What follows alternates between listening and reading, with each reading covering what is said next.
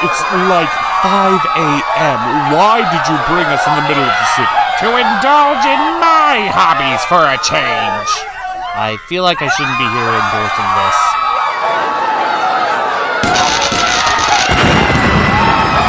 Isn't this chaos glorious? It's not really my cup of tea. Forget tea, I want my coffee. Oh, so I can't indulge in my hobbies, but you make me indulge in yours? You support destruction and conquering chaos. I'm more for cartoonish and happy and silly chaos. Well, I'm an advocate for the chaos of life. Those small, individual little variables that no one could prepare for, good or bad. Oh, you just need to let the evil and malice take over, and then you can achieve your true potential of chaotic selves and... I would just like to point out one thing. Where'd the screams go? The what? Hey, wait. What? Where did they go? Where are my Megazords? Where's the fires? Where's the chaos? Okay, what the hell was that? Look! Up in the sky! It's a bird! It's a plane! It's a fruit! Ah! What are you? Some kind of citrus girl? Put me down! Whoa! Ow! Ow! Ow! Ow! Ow! Ow! Ow! Why are you punching? Why are you punching so hard? Ow! Ow! What'd I do to you, bitch? No! Not the spine! Not the spine! Ah! My spine! Ah! Oh! And there's the problem with worshipping chaotic evil. Because there's a good chance a chaotic good character will come and put a stop to you and balance the universe. So with that being said, here's My Adventures with Superman, Season 1 Finale. Did you just seriously stand around and let her wail on me? You know, I'm more surprised that the Power Rangers didn't show up. Yeah, it's almost as if our artist didn't want to waste the time, money, energy, and material to create 6 separate characters, 6 separate vectors, in order to have a one-off gag and elected for a more appropriate superhero archetype character to fit the themes and can be later used in future episodes. That was oddly specific. So the episode begins in what I can only assume is a massive dream sequence. Superman, burdened by the thought of being sent to Earth as a living weapon, has visions of what he saw in the hologram chamber, where the aliens attack and his friends, family, and loved ones are caught in the crossfire, and he can do nothing to help. But of course he wakes up moments later. He then flies over to the Kent farm and confronts the robot AI dad of his and tells him straight up, I am not going to be a living weapon, I am going to protect my home, my family, from the Kryptonian threat, and there's nothing you can do about it. The Kryptonian daddy tries to argue with him, but there's clearly a language barrier going on at the moment, so Clark physically can't understand him. Okay, I actually really like this setup. I think we all know for a fact that Jor-El sending Clark to Earth to begin with to be its weapon and conqueror is complete bullshit. But Superman doesn't know that at the moment. And he can't just straight up tell him, even though he wants to, because language problems. So it sets up a very interesting dynamic. The setup is also a lot more original and unique than just simply, gotta keep it a secret and put it off until the last second, like the series has been employing thus far. Speaking of which, we cut back to Metropolis, where we see Superman and the gang are talking about spending Thanksgiving with each other. Lois is unconvinced that she can get along with her dad, but Clark says it'll be fine. Although, they still have to deal with the Superman nonsense. Did Clark seriously not take down the giant robot? Seriously, that is supervillain mining opportunity gold. Hell, if he's not going to take it, I will. And apparently putting things off runs in the friend group, as Jimmy wants to tell Clark about the orb with the kryptonite and the alternate variations of Clark, but Lois is the one actively telling him don't spill anything. Okay, I am very much well aware that Lois is doing this specifically because she doesn't want to hurt Superman's feelings and make him feel worse about himself, but this is something he absolutely needs to know. Jimmy is right. She is in the wrong. Why is Jimmy Olsen a better girlfriend for Superman than Lois? But unfortunately, she can't protect him from every surprise, as Mr. White confronts the three of them, calling all three of them terrible interns, terrible coffee, terrible work ethic. They're just terrible interns who keep throwing themselves in the line of fire. So we might as well promote them to actual journalists and let them be journalists. Remember, kids, this tactic will not work in real life. I don't know. I've seen Walmarts. It seems as though the competent people are always the low men on the totem pole, while the incompetent ones always rise the corporate ladder. Okay, let's not bring real-world politics into this. So they get chased out and told go find him a new story on Superman, except for Jimmy. No, Mr. White has something specific he wants to talk to Jimmy about. About his YouTube channel. It's probably addressing his videos on Superman, as well as his role that he played during the defeat of the Parasite. I bet he just wants to keep that channel down, or acquire it, and become part of the corporate machine. Boo! Boo on you! What? What did I say? What did I say that was wrong? You're bringing politics into a show about Superman. Don't do that. We don't do that here. We cut back to the Kent's house where everybody is gathering for the Thanksgiving Day festival.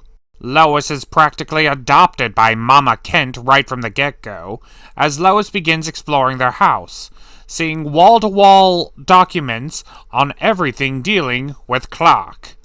And it also shows that they're massively supportive of his Superman heroism. You know, it's actually kind of refreshing.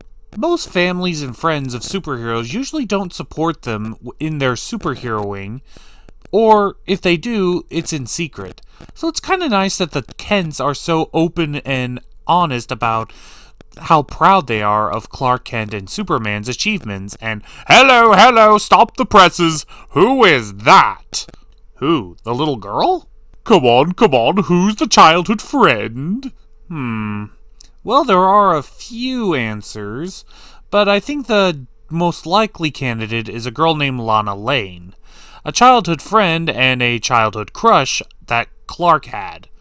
Ooh, well, given the look, Clark definitely has a type. I guess even Superman has a weakness for tomboy tan girls. Well, Mama Kent spends some time preaching to Lois just how good it is that her boy found a woman who loves both him as Clark as well as him as Superman.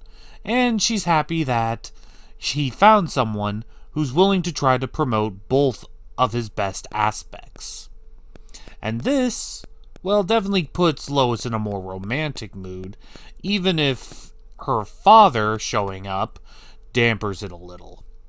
But Superman simply says, it's not so bad. No matter how bad your dad is, I'll be there with you 100% of the time, and nothing is going to ruin this evening. And then he shows up. No, they could not have.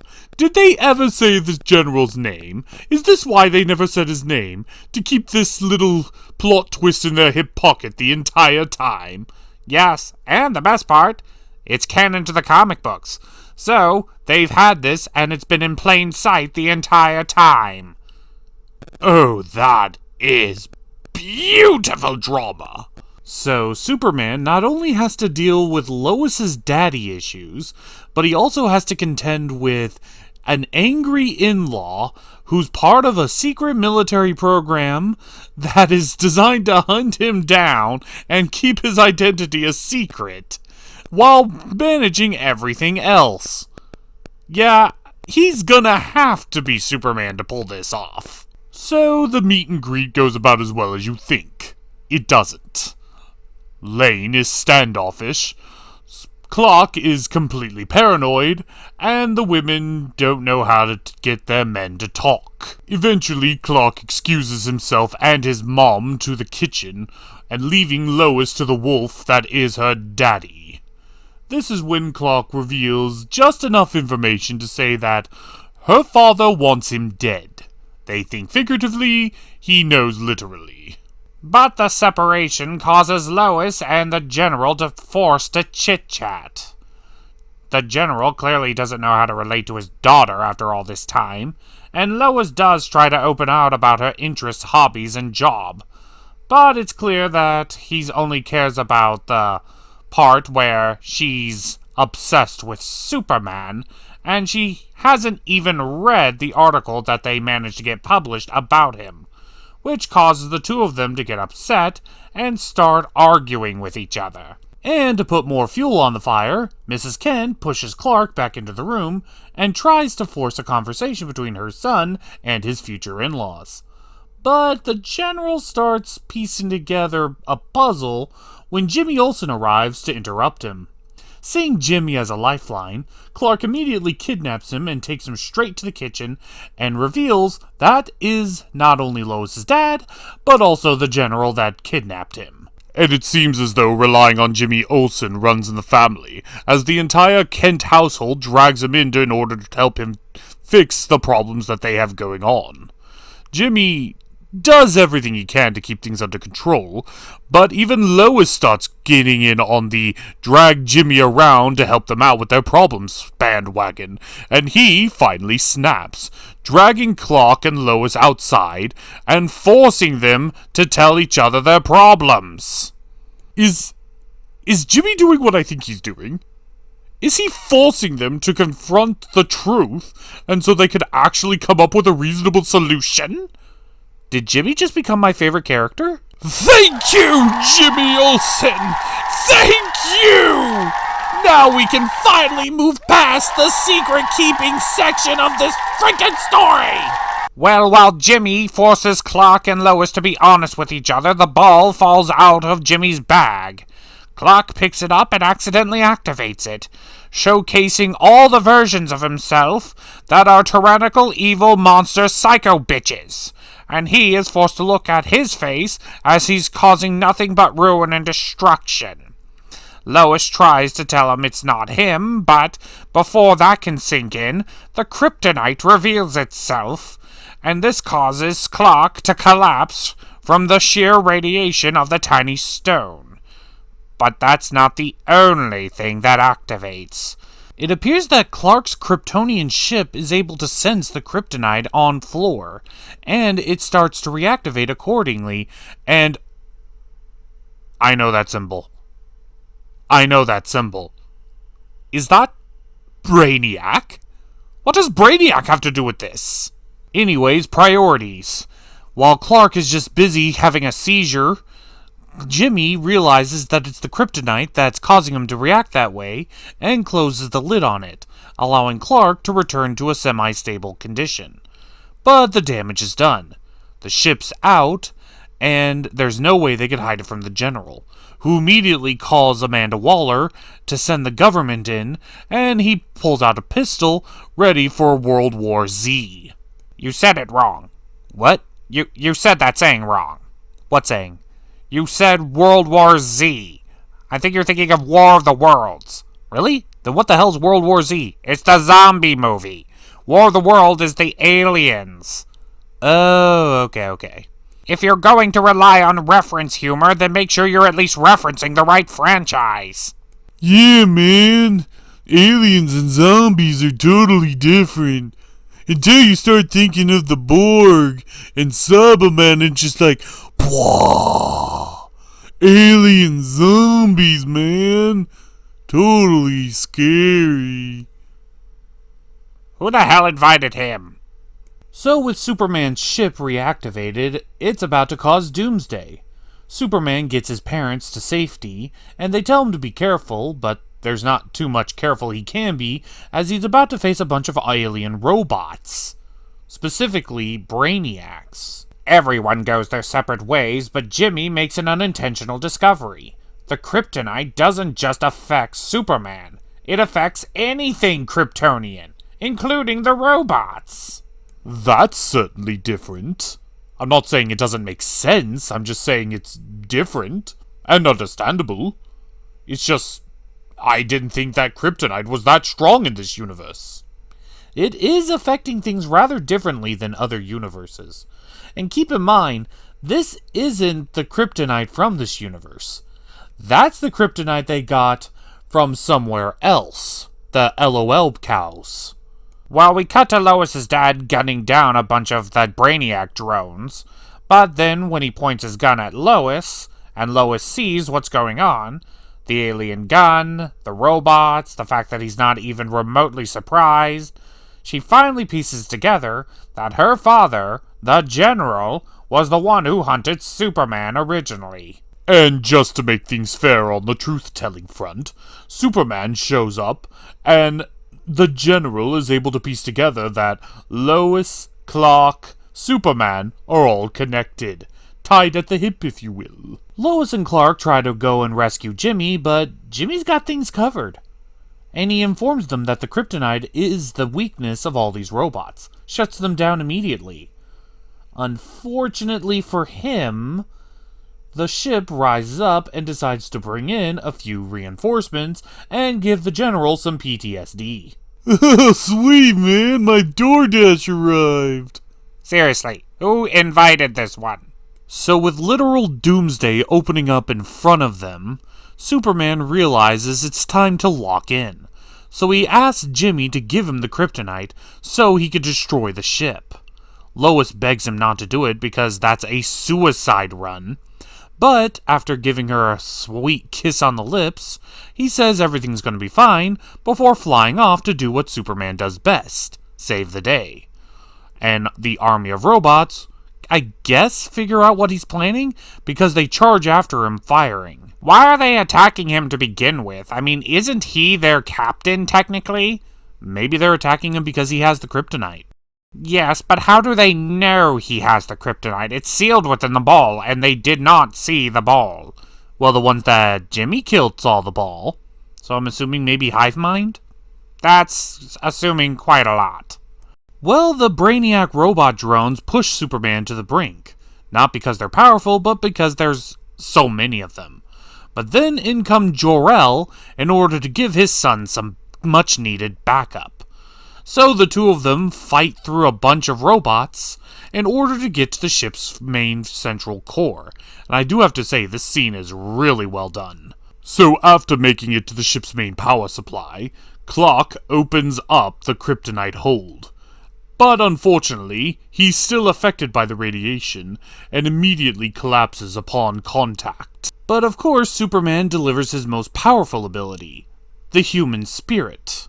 And with it, he's able to fight through the kryptonite and punch a hole directly through the power core, implanting the kryptonite within, causing a massive chain reaction that caused his baby ship to explode, and closing the portal, leaving behind advanced alien technology in the Kent's backyard. But what else is new?